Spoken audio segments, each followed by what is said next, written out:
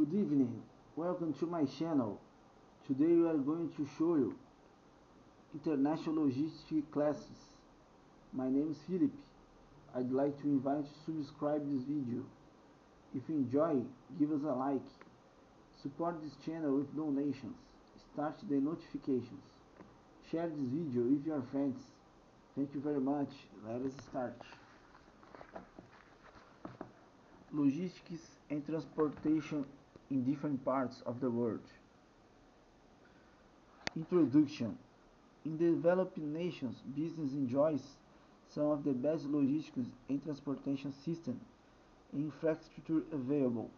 Managers take for granted such standards as a high-capacity national highway system, advanced fiber optic communications capabilities, seamless multimodal transportation, high-density air traffic control, and a cadre of qualified, experienced logistics professionals and service agencies. What is experienced as the norm of logistics practices in the developed areas is often only an aspirational goal of logistics in most other countries.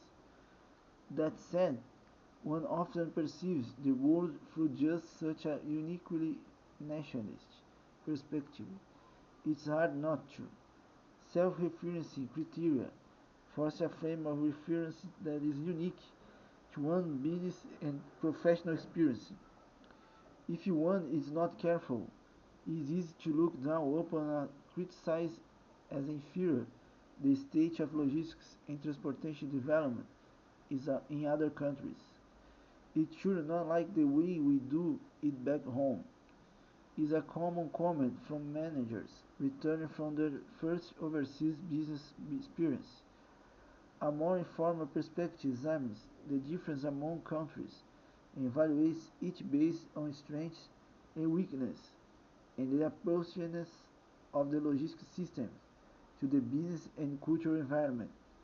This chapter examines the nature of cultural difference and their impact on logistics practice, as well as describing briefly the current state of logistics and transportation in the First World, emerging nations, and the Third World. The chapter then discusses emerging national trade blocs and their impact on strategic logistics practices. Getting started. For the firm making its first international shipment, an international freight forwarder should be retained to advise upon matters such as terms of sale, transportation, and documentation. For imports, one would probably retain a customs broker to help the goods clear customs. Very few business people would settle for a single international transaction. The work beckons as a market and a source of inputs. One soon learns that there are many differences with how things occur at home. Take for example holidays. Look at only a handful of major nations. Australia celebrates Australian Day, January 26, Anzac Day, April 25, and the Queen's birthday, June 12.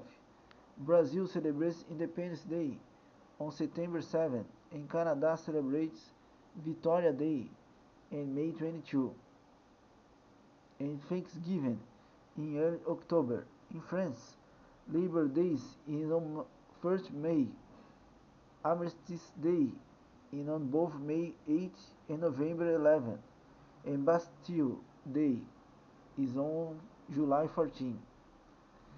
Similar to holidays in the United States, some holidays elsewhere are linked to specific days of the week. Many nations celebrate various religious holidays. All of these mean that there will be extra charges or delays in having work done when the holiday occurs, or possibly the consequent place of business will be closed and the delivery cannot be made. Carriers hand out booklets that outline general facts that one must know when trading with countries where they provide service. Holidays are but one example. Other common examples are lists of goods that cannot be exported into or taken out of certain countries, documentation requirements, and long lists of information about climate, clothing, and local customs.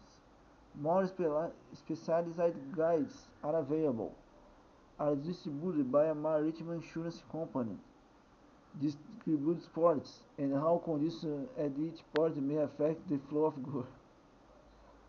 Consider this description of port hatches. Transportation service, truck only, cargo storage, cover space is marginal, extensive hard surface open storage areas are present. Special cranes, heavy lift capacity is 41 tons.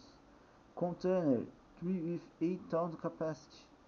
Air cargo, Dubai International Airport, 3.2 kilometers. Cargo handling, port equipment is adequate to handle most normal cargo traffic. No pier side cranes provided. Vessel must use on gear. There are 3 roll ramps. General, weather is hot with temperature extremes reaching 50 degrees in July and August. Rain is infrequent but substantial when it falls. Special entrance permits are required. Arabic markings and use of international symbols help to ensure proper handling. Again, one would probably consult with a forwarder and a carrier before attempting a shipment to such a port. However, with experience and help, a small firm can soon develop into a regular exporter and importer. One other item that the beginning exporter or importer should assess is the political stability of the area which trade is being considered. Profits may appear to be high until one factors in political risks that reduce the chance of successfully completing the transaction.